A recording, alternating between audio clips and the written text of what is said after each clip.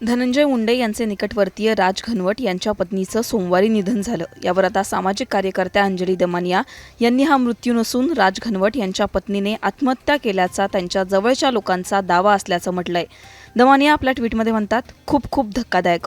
राज घनवट हे धनंजय मुंडे यांच्या अतिशय जवळचे आहेत। त्यांच्या पत्नीचा आकस्मिक मृत्यू झालाय, कारण स्पष्ट नाही। पुण्यातल्या ज्युपिटर रुग्णालयात त्यांना नेण्यात आलंय। राज घनवट धनंजय मुंडे यांच्या कंपन्यांमध्ये डायरेक्टर आहेत। याच राज घनवटने शेतकऱ्यांच्या जमिनी लाटल्यात व याच जमिनीच्या चौकशीची मागणी मी महसूल मंत्री बावनकुळे यांच्याकडे केली होती। ही आत्महत्या आहे असं त्यांच्या जवळच्या लोकांचं म्हणणं आहे, पण तो नैसर्गिक मृत्यू असल्याचं दवाखान्यात सांगण्याचा प्रयत्न होतोय। राज घनवट यांनी शेतकऱ्यांना फसवून त्यांच्या जमिनी लाटल्याचा आरोप याआधीही दमान यांनी पत्रकार परिषदेमध्ये केला होता। राज घनवट धनंजय मुंडेंच्या अतिशय जवळचे असून एका शुगर फॅक्टरीमध्ये वाल्मिक कराडचे पार्टनर असल्याचं आव्हाडांनीही म्हटलं होतं।